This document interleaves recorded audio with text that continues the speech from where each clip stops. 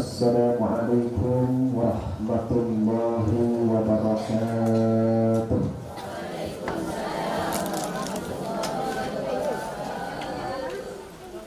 Alhamdulillahilladzi anzala ala abdihi kitaba wa lam yaj'al lahu 'iwaja qayyiman liyunzira ba'san shadidan min ladunhu wa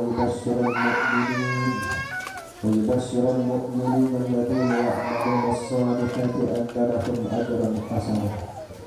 Asyhadu an la ilaha illallah wahdahu la syarika lah wa asyhadu anna Muhammadan 'abduhu wa rasuluh. Allahumma shalli ala habibina wa nabiyyina wa maulana Muhammad wa ala alihi wa sahbihi ajma'in. Amma ba'd. Qala subhanaka la ilma lana illa ma 'allamtana innaka antal 'alimul hakim. Rabbi shrah li sadri wa yassir li amri wahlul 'uqdatam min lisani yafqahu qawli.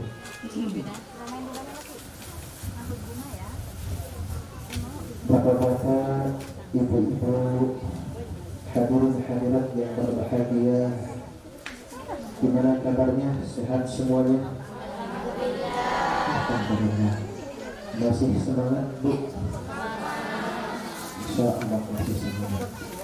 Mudah-mudahan langkah kita dari rumah dan terus ta'am ini di tempat yang insya Allah penuh dengan berkah ini bisa mengukurkan dosa-dosa kita dan mengangkat derajat kita di sisi Allah Subhanahu wa taala. Amin ya rabbal alamin. Bapak Ibu yang dirahmati Allah Subhanahu wa taala, kajian kitab sepilah kita alhamdulillah sudah sampai pasal rukun-rukun salat. A'udzu billahi minasy syaithanir rajim. Bismillahirrahmanirrahim. Faslun arkanus salati sab'ata 'asyara. Al-awwalu an-niyyatu, ats-tsani takbiratul ihrami, ats-tsalitsu al-qiyamu 'ala al-qadiri fil fardhi, ar-rabi'u qira'atul fatihati. Arkanus salati, adapun rukun-rukun salat, sab'ata 'asyara, ada 17. Al-awwalu, yang pertama, an-niyyatu, adalah niat. Ats-tsani, yang nomor 2, takbiratul ihrami, takbiratul ihram. Ats-tsalitsu, yang nomor 3, al-qiyamu, berdiri, 'alal qadiri, atas orang yang mampu, fil fardhi, di dalam salat fardhu. Ar-rabi'u, yang nomor 4, qira'atul fatihati, membaca al-fatihah. Bapak-bapak, ibu-ibu yang dirahmati Allah Subhanahu wa taala, arkanus salati sab'ata 'asyara, adapun rukun-rukun salat ada 17. Beberapa waktu yang lalu sudah kita bahas yang dimaksud dengan rukun adalah sesuatu yang harus dikerjakan di dalam sholat. Apabila tidak dikerjakan, maka sholatnya menjadi batal. Berbeda dengan syarat sholat. Kalau syarat sholat adalah sesuatu yang harus dikerjakan di luar sholat. Kalau rukun sholat, sesuatu yang wajib dikerjakan di dalam sholat. Nah, di dalam kitab Safinah ini dikatakan arkanus sholati, adapun rukun-rukun sholat itu ada 17. Di dalam kitab yang lain ada yang mengatakan 13, ada yang mengatakan 14, ada yang mengatakan 17 seperti hal yang sudah barusan kita baca. Ada yang mengatakan 18 ditambah dengan sholat khusyuk. Ditambah lagi ada yang mengatakan 19 karena ditambah ketika mengucapkan salam yang pertama, disitulah harus niat keluar dari sholat. Jadi beraneka ragam jumlahnya. Ada juga yang mengatakan tumakninah yang di dalam kitab ini dikatakan tumakninah di dalam ruku, tumakninah di dalam iktidal, tumakninah di dalam sujud, tumakninah di antara dua sujud, yaitu duduk di antara dua sujud. Itu dikatakan 4, di dalam kitab yang lain dikatakan 1. Jadi terjadi perbedaan, tetapi intinya sebenarnya adalah sama. Al-awwalu an-niyatu, yang pertama adalah niat. Kita ketahui di dalam kitab Safinah yang dimaksud dengan niat itu adalah qasdus syai'i muqtarinan bi fi'lihi, menyengaja mengerjakan sesuatu dibarengi dengan awal perbuatan itu. Contoh, ketika ibu misalnya ambil wudu, ketika nawaitul wudu'a, saya niat berwudu, disitulah pertama kali membasuh ke muka, niat itu dilakukan. Qasdus syai'i muqtarinan bi fi'lihi. Wa mahalluha al-qalbu, tempatnya niat itu Bu di dalam hati. Jadi kalau ibu misalnya melaksanakan sholat usolli fardhu dhuhri arba'a raka'atin mustaqbilal qiblati adaan imaman fardhan lillahi ta'ala, niat atau tidak? Niat atau bukan? Tetapi lafaz niat. Artinya kalau bukan niat, kalau ibu misalnya langsung melaksanakan sholat zuhur, Allahu Akbar tanpa usolli, sah nggak sholatnya? Sah tidak? Bu, usolli fardhu dhuhri niat atau lafaz niat? Lafaz niat, bukan niat. Wa mahalluha al-qalbu, tempat niatnya itu di dalam hati. Jadi ketika ibu Allahu Akbar, di dalam hatinya saya niat melaksanakan sholat zuhur 4 rakaat menghadap kiblat, wajib karena Allah Ta'ala, itu yang disebut dengan niat. Nah, kalau ibu misalnya mengatakan usolli fardhu dhuhri arba'a raka'atin mustaqbilal qiblati adaan ma'muman fardhan lillahi ta'ala, adaan imaman fardhan lillahi ta'ala, atau sedang dalam keadaan sholat sendirian, di dalam hatinya tidak diniatin, tidak sah itu. Paham Bu?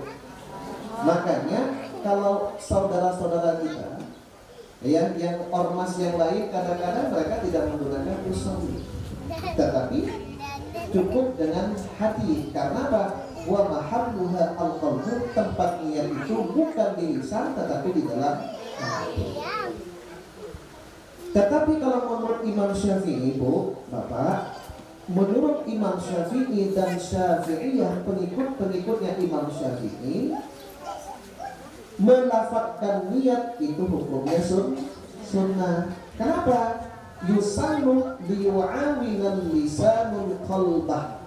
Karena ketika seseorang mengucapkan usolli fardhu dhuhri, usolli fardhu asri dan yang lainnya, itu dapat membantu hati kita. Paham Bu? Biasanya kalau yang tidak khusyuk sholatnya, banyak mikirin anak, mikirin hutang, mikirin yang lainnya. Kadang-kadang mulutnya begini, usolli fardhu maghrib, padahal sholat asar. Di dalam hatinya sholat asar, mulutnya sholat maghrib. Sah tidak Bu? Sah tidak? Pernah seperti itu Bu? Pernah? Kalau yang lisannya sholat maghrib tetapi pada dasarnya sholat asar dan niatnya sholat asar, masih benar, masih sah. Tetapi kalau di dalam hatinya itu sholat maghrib, lisannya itu sholat asar, padahal sholat asar, sah tidak? Tidak tidak sah. Karena yang wajib apa Bu? An-niyatu niyat. Kalau lafaz atau usolli yang kita kenal tadi, ibu-ibu semuanya sudah melaksanakan sholat duhur, betul? Niatnya usolli fardhu dhuhri arba'a raka'atin mustaqbilat qiblati adaan fardhu lillahi ta'ala. Kalau sendirian. Nah, di dalam niat itu sendiri Bapak Ibu yang dirahmati Allah Subhanahu wa taala, kalau ternyata sholatnya ibu itu adalah sholat wajib, sholat fardhu, maka wajib memenuhi 3 hal di dalam niatnya itu. Kalau bahasa kitabnya, yang pertama harus qasdus syai'in, yang kedua harus at-ta'yin, yang ketiga harus fardhiyah. Kalau bahasa kitanya, qasdus syai'in itu harus saya niat melaksanakan sholat. Kalau dilafazkan usolli, saya niat sholat. Yang kedua harus at-ta'yin, tentukan sholatnya sholat apa. Kalau langsung misalnya tadi sholat Allahu Akbar, saya niat sholat wajib karena Allah Ta'ala, sah atau tidak? Tidak sah. Kenapa? Karena tidak at-ta'yin, tidak ditentukan sholatnya. Kemudian yang ketiga, ketika sholatnya sholat fardhu, maka wajib menyebutkan kata fardhu atau wajib. Jadi misalnya begini, Allahu Akbar, dalam hatinya saya niat sholat duhur 4 rakaat menghadap kiblat, wajib karena Allah Ta'ala.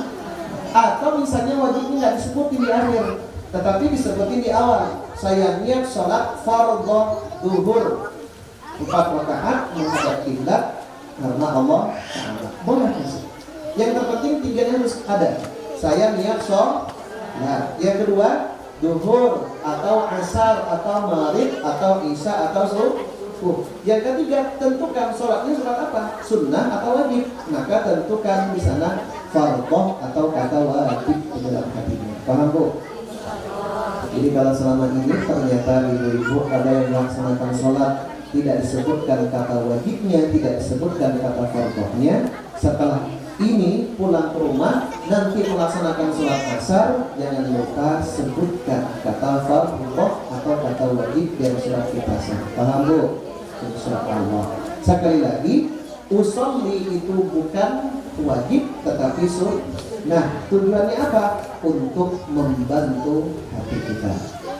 Paham itu? Do you understand? Yes, I do. Insyaallah. Sini kan pintar-pintar bahasa Inggrisnya. Kalau sekarang kan zaman corona itu yang sekolah kan ibu nih. Tahu nggak Bu? Good morning, good afternoon, itu ada apa gitu. Bapak-bapak, ibu-ibu yang dirahmati Allah Subhanahu wa taala. Afkani takbiratul ihrami, yang nomor 2 itu adalah takbiratul ihram. Kabbara yukabbiru takbiran, menjadi rafa takbir. Akbar takbirul ihram, ahrama yuhrimu ihraman. Takbiratul ihram, mengagungkan Allah. Ihram mengharamkan yang halal yang dilakukan di luar sholat. Makanya Allahu Akbar itu disebut dengan takbiratul ihram. Kenapa? Karena kita mengagungkan Allah Subhanahu wa ta'ala. Coba kita lihat takbiratul ihram, lafaznya Allahu Akbar. Akbar artinya apa? Besar. Kalau kabir, kabirun, besar, betul? Akbar besar, apa bedanya Bu? Kalau kabirun itu besarnya biasa. Kalau akbar itu yang paling besar, jadi super. Paham Bu? Kalau kabir, Allahu Akbar kabira, ini begitu ya. Allahu Akbar kabir, akbar itu beda. Misalnya mudirun kabir, bos yang besar. Pak Musim misalnya dikatakan mudirun kabirun, jadi kepala sekolah yang besar, gitu ya. Apanya yang besar Pak Musim? Iya, kata Pak Abdullah ya, itu kata saya. Jadi kalau Allah Akbar itu adalah paling atau super besar. Jadi ketika kita misalnya setiap hari ingat bos besar, artinya ketika kita melaksanakan sholat Allahu Akbar Akbar, Allah Maha Besar, tentu seharusnya kita melupakan yang lainnya yang biasanya kita katakan besar. Betul tidak? Ingat pimpinan kita, ingat bupati, ingat camat, ingat Pak RT, ingat pokoknya yang besar-besar biasanya. Itu lupakan, kita hanya fokus kepada Allah Subhanahu wa Ta'ala. Masih sering bu ketika takbiratul ihram masih mikirin anak, masih mikirin jemuran, masih mikirin arisan belum bayar, masih mikiran cicilan. Seharusnya kalau kita mengagungkan Allah, fokus hati kita, pikiran kita kepada Allah Subhanahu wa Ta'ala. Maka takbir yang dicontohkan oleh Rasulullah adalah Allahu Akbar. Lalu, jadi apabila ada perubahan misalnya sedikit, Allahul Akbar ditambah al-akbarnya, no problem kata Imam Syafi'i. Atau ditambah kata yang mengagungkan Allah, Allahu jadi Allahu Jalil Akbar. Allah yang Maha Agung, Maha Besar. Itu no problem. Tetapi kalau ternyata di situ menggunakan huruf nida, Allahu ya Rahman Akbar, di sini dikatakan ya buruk, membahayakan sholat kita. Paham bu? Jadi lebih baiknya meskipun nama-nama Allah itu banyak, tetap kita gunakan Allahu Akbar. Yang panjang dipanjangkan, yang pendek dipendekkan. Bu, yang panjang dipanjangkan, yang pendek dipendekkan. Ini jangan mikir mana-mana ya. Allahu Akbar. Di sana kalau pendek dibaca pendek. Jangan sampai dibaca Allahu Akbar. Sah tidak? Tidak sah. Kenapa? Karena akan berubah makna. Huruf alif di awal dibaca panjang mempunyai arti apakah bu? Apakah Allah itu besar? Berarti kan pertanyaan belum mengakui. Atau misalnya Akbar, Akbar, tanya dipanjangkan, itu juga akan berubah makna. Bukan Allah yang Maha Agung, bukan Allah yang Maha Besar, tetapi mempunyai makna-makna yang lainnya yang kadang-kadang mengecilkan Allah Subhanahu wa Ta'ala. Kalau disengaja bisa menyebabkan murtad. Na'udzubillah wa na'udzubillah. Nah, sekarang saya tanyakan bu, ketika takbir tangan ibu seperti apa? Kita sering melihat ketika di masjid, di mushola, ketika takbir Allahu Akbar, ada yang di atas, ada lurus dengan bahunya Allahu Akbar. Ada yang kadang-kadang menyentuh ke ibunya Allahu Akbar. Yang benar yang mana bu? Coba ibu gimana? Ibu jarinya lurus dengan itu telinga. Kalau ibu ini, ibu Siti, ibu siapa namanya? Ibu Sumaya. Ibu Siti. Gimana kalau takbir rasanya? Di atas semuanya ya. Kalau Pak Abdullah sampai mana bu? Pak Abdullah, tangannya di mana? Ya. Kita lihat. Saya sudah kaji beberapa hadis tentang takbiratul ihram. Mengangkat tangan itu hukumnya wajib atau sunnah bu? Mengangkat tangan hukumnya sunnah atau wajib? Wajib atau sunnah? Nah, artinya kalau tidak dikerjakan pun sholat masih sah.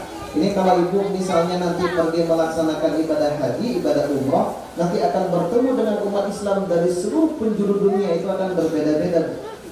Ada yang Allahu Akbar, ada Allahu Akbar, ada Allahu Akbar, tak diangkat tangannya. Sah tidak? Sah. Kenapa? Karena hukumnya sunnah.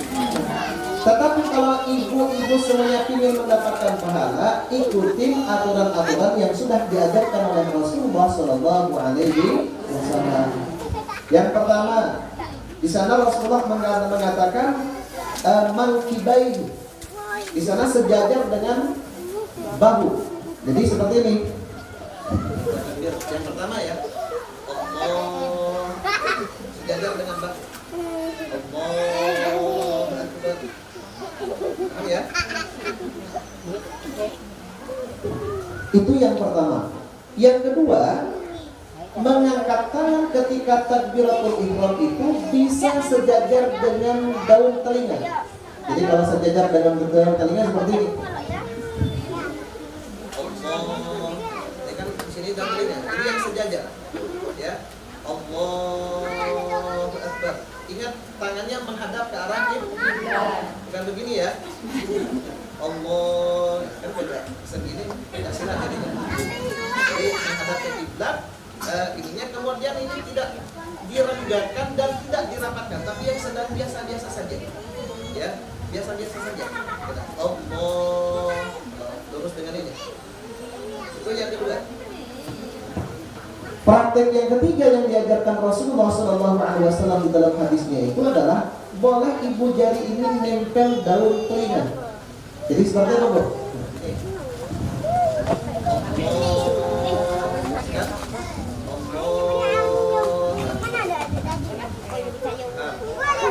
Nah, kalau ibu-ibu pada zaman Rasulullah SAW itu disarankan jangan terlalu tinggi ketika takbiratul ihram. Kenapa? Karena pada waktu itu belum ada makanan. Jadi kalau diangkat terlalu tinggi itu takut kelihatan auratnya.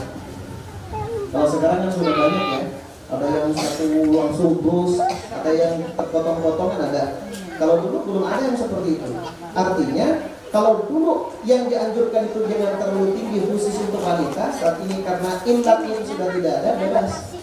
Jadi kalau ibu-ibu misalnya menemukan saudaranya di masjid, di musala, pelaksanaan mengangkat takbirnya, mengangkat tangannya itu berbeda, jangan disamakan. Karena prakteknya ada di tiga. Ada yang lurus dengan bahu, ada yang sejajar dengan daun telinga, ada yang menyentuh daun telinga. Paham Bu? Bisa. Jadi kalau yang tidak seperti itu ada tidak? Takbiratul ihram yang tidak praktek darurat. Ada yang seperti ini kan di bahu tidak, dengan daun telinga juga tidak, antara. Ini salah atau tidak Bu? Salah ya. Ini harus sejajar dengan daun telinga ataupun dari mankibat bahu. Itu di dalam hadis-hadis sahih yang diajarkan oleh Rasulullah SAW. Paham? Bisa?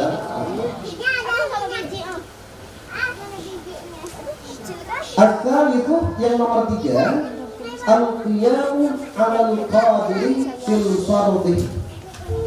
Rukun salat yang nomor 3 itu adalah berdiri bagi yang mampu untuk pelaksanaan salat wajib atau salat fardhu. Salat zuhur, asar, maghrib, isya, subuh wajib hukumnya berdiri bagi yang mampu. Kalau salat sunnah wajib atau tidak?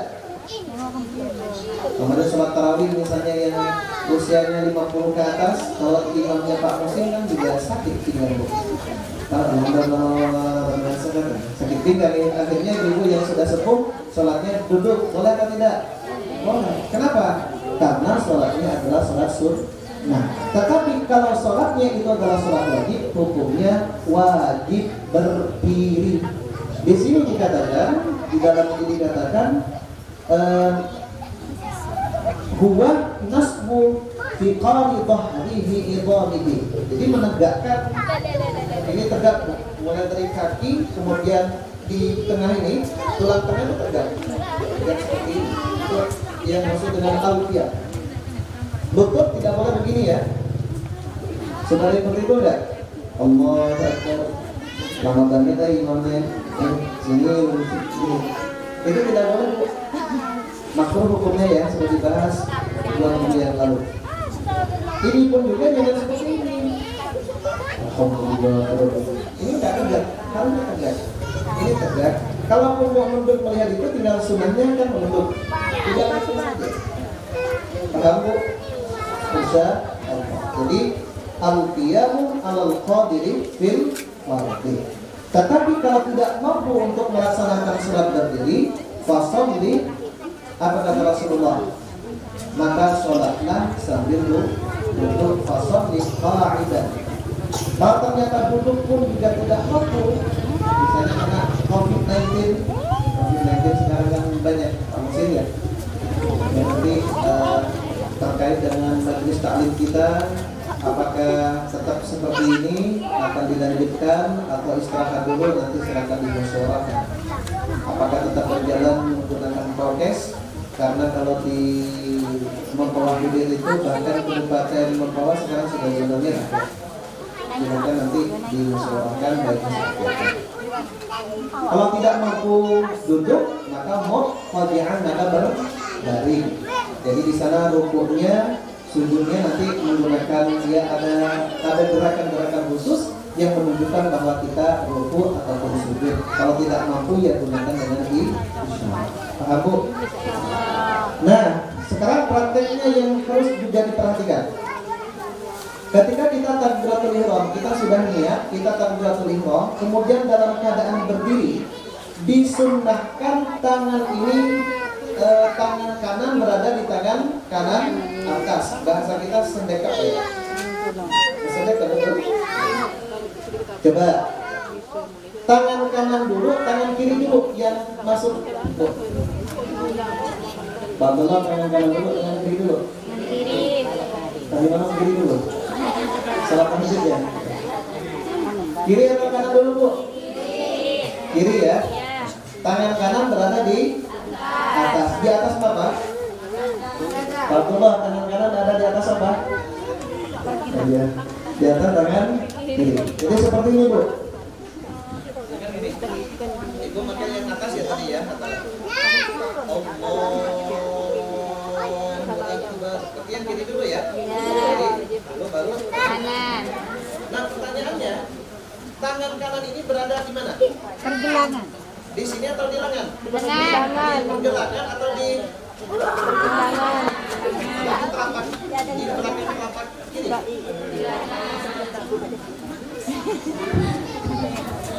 Di belakang telapak kiri atau di pergelangan? Atau di lengan? Lengan. Ini kan biasanya kalau di masjid itu kan ada yang seperti ini, betul? Ada yang seperti ini, ada yang seperti ini, ada yang seperti ini. Ada yang sudah lihat nggak? Ya. Nah kita lihat, kita sudah banyak mengumpulkan, saya kumpulkan beberapa hadis sahih itu bagaimana sebenarnya yang diajarkan oleh Rasulullah SAW. Yang pertama, Bu, tangan kiri masuk, kemudian disusul oleh tangan kanan berada di apa namanya?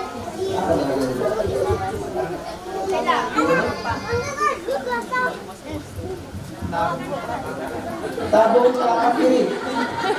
Oke Bu ya. Nah di sini nih, jadi Allah Akbar langsung gini. Ya, punggungnya telapak kiri. Ini dengan di situ. Yang kedua, tangan kanan ini berada di pergelangan. Makanya ketika gini, Allahu Akbar, jadi pergelangan. Nah, hadis yang ketiga mengatakan bisa melebihi dari pergelangan. Jadi di sini. Jadi prakteknya boleh seperti ini. Lihat Bu ya semuanya, penting.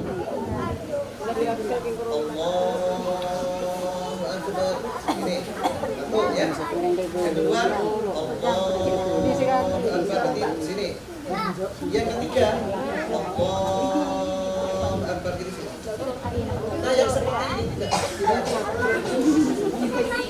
Kenapa? Karena kata Rasulullah SAW, kalau yang seperti ini menunjukkan rasa sombong, rasa memiliki. Coba kalau Pak Muslim biasanya ngecek, Pak Muslim ngecek proyek ini kan ini kan?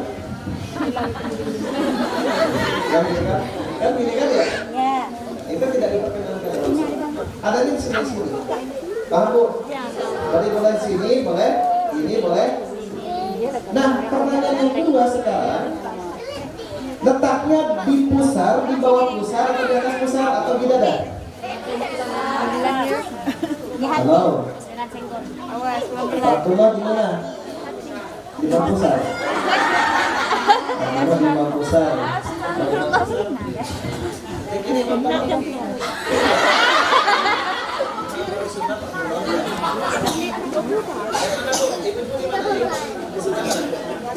gantung di atas pusar atau di pusarnya? Di atas, di miring. Lah.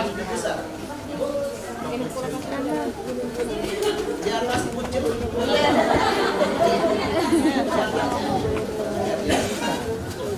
Saya nggak bacakan hatinya karena cukup banyak, tapi kesimpulan seperti ini.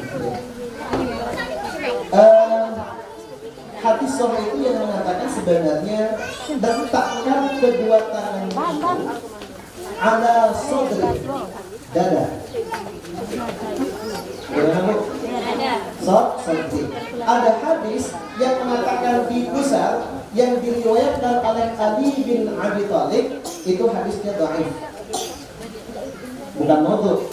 Artinya kalau dhaif masih bisa diamalkan. Jadi Ibu barusan yang pusar itu ya, itu nggak salah karena hadis ini diriwayatkan oleh Ali bin Abi Thalib. Tetapi untuk hadis yang sahih itu mengatakan ala sodri.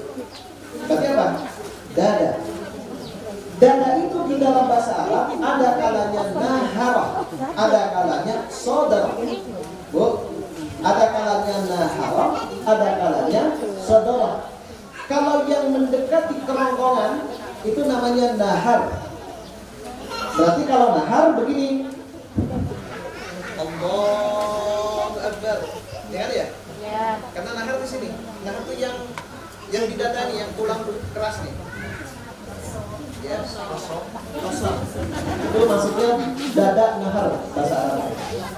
Ada juga yang dimaksud dengan dada itu adalah shoulder. Shoulder itu adalah di bawah yang keras ini. Yang lembut ini, yang ini. Yang barusan bahasanya itu di atas bucul, di atas pusar. Ini yang dimaksud dengan shoulder. Jadi kalau Pak Abdul mau begini itu sama pasti. Itu nahar aja. Kalau shoulder harus di sini. Jadi begini. Yang ini ya? Oh ya. Jadi di sini, ini pusat itu. Ini masuk sudut. Oh di atas. Nah, makna filosofinya apa Bu? Kenapa harus seperti itu? Bu, kenapa tangan kiri berada di tangan kanan ini berada di atas tangan kiri? Di dalam Al-Quran dikatakan innal hasanati yudhibnas sayyi'at. Sesungguhnya kebaikan itu biasanya diistilahkan dengan tangan kanan ya, atau tidak? Kalau kebaikan, kejelekan itu dengan tangan kiri. Artinya tangan kiri ini yang menjadi istilah jelek ini harus ditutupin dengan tangan yang kanan. Innal hasanat yudhibnas sayyi'at, menutupin yang jauh jelek. Kalau ibu melakukan dosa, cepat-cepat melakukan amal soleh dengan amal yang baik, tapi gitu. Nah, kenapa letaknya di sini? Di sudut. Karena iblis, karena setan itu masuk menggoda manusia itu melalui sudut. Alladzi yuwaswisu fi sudurin nas. Makanya kita takut diganggu, takut mikirin hutang, takut mikirin arisan, takut mikirin suami, takut selingkuh, takut mikirin bla bla bla. Tuh kesini. Paham Bu?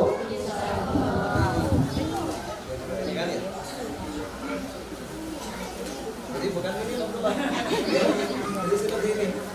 Bukan seperti ini, ya. Kan ada yang seperti ini. Allah Akbar. Maksud saya itu tidak menyalahkan yang lain, tetapi di dalam hadis sahih yang paling sahih itu adalah di sudur. Meskipun ada tapi yang di atas besar, tapi hadisnya sama. Paham Bu? Bisa. Ketiga Quran. Ini berarti yang pertama nih, ya. Yang kedua takbiratul ihram, yang ketiga terdiri bagi yang mampu untuk pelaksanaan sholat wajib.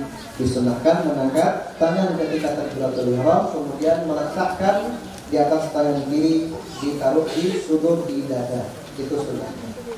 Nah, karena meletakkan tangan kanan di atas tangan kiri hukumnya sunnah, kalau ada orang melaksanakan sholat tangannya begini saja, sah nggak sholatnya? Sah, karena kenapa? Tidak wajib, tetapi hukumnya sunnah. Biasanya orang-orang mengatakan kalau syiah itu kan nggak gini. Tetapi tidak serta-merta kita langsung memvonis sholat yang begini itu syiah ya. Wallahu a'lam bishawab. Paham? Insya Allah. Sebelum kita lanjutkan, barangkali ada yang mau bertanya tentang rukun sholat ataupun yang lainnya, dipersilakan.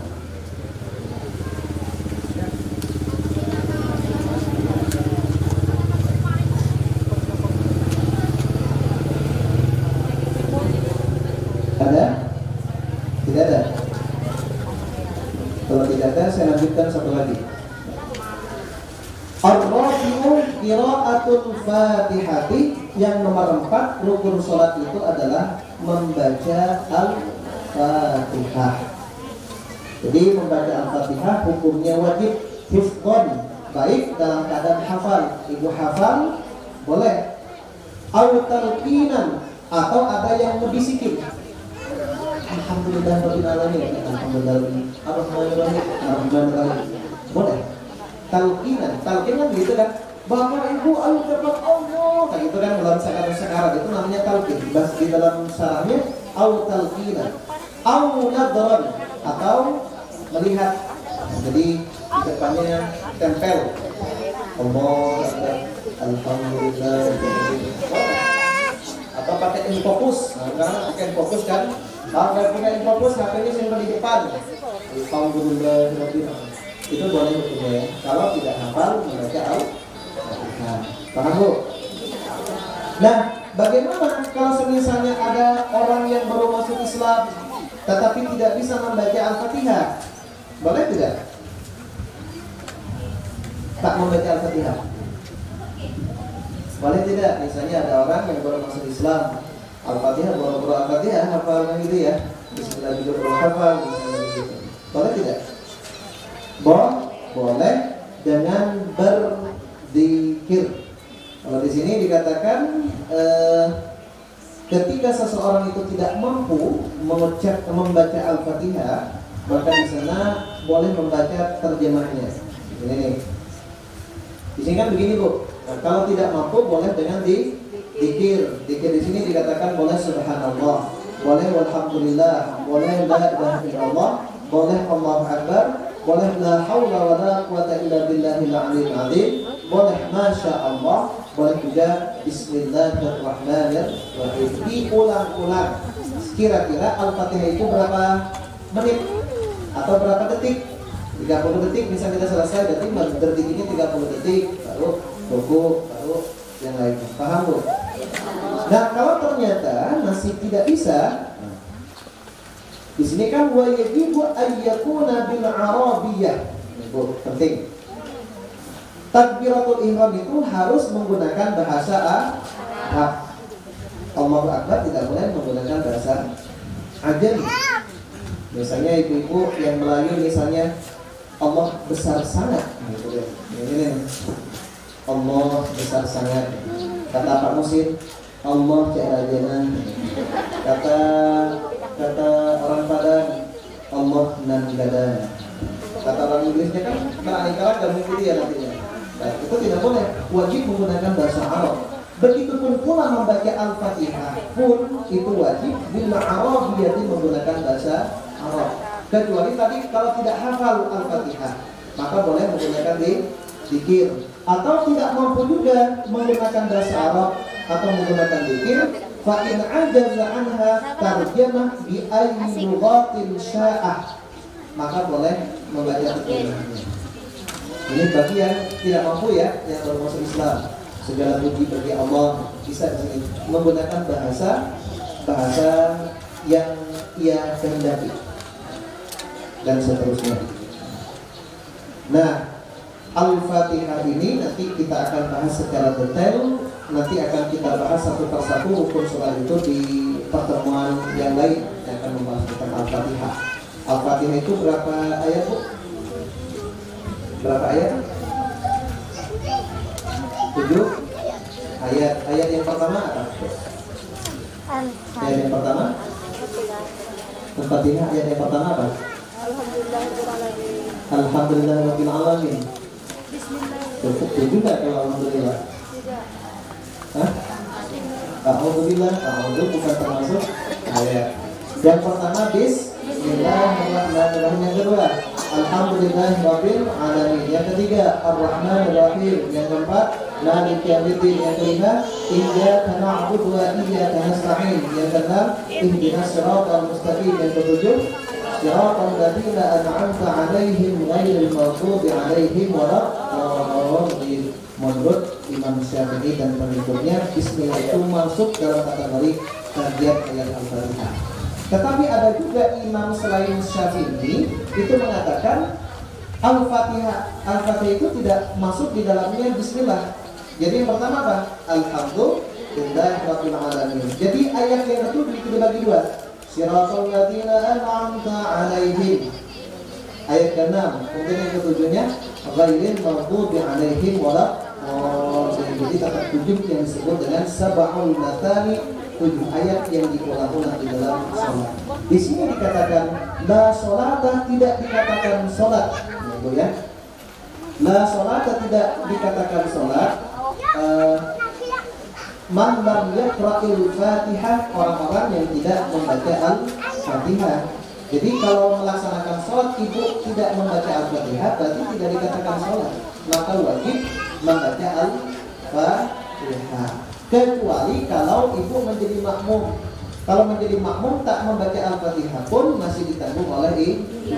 Tetapi kalau dari kalangan Syafi'iyah, sebaiknya imam itu membaca, makmum pun itu juga ikut membaca. Syaratnya bagaimana? Tentu makharijul huruf, sifatul huruf itu harus bagus, dan ayyasma'a nafsah, harus terdengar oleh diri kita sendiri. Kamu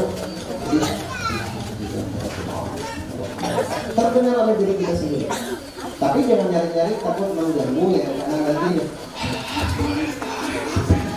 itu ada saya waktu di Bandung itu jangan ada yang laporan, Ustaz gimana ini ada bapak ini sekarang masih hidup ya. Kalau sholat itu suka begitu, saya jadi tak khusyuk. Ada yang seperti itu? Di sini ada yang seperti itu? Nggak ada? Ada.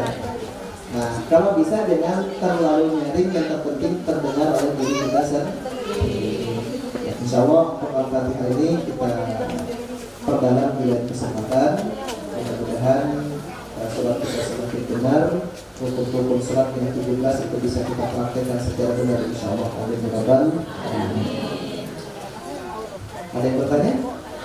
Sudah cukup, jam 3 kurang 10. Kalau masih ada yang mau bertanya, dipersilakan.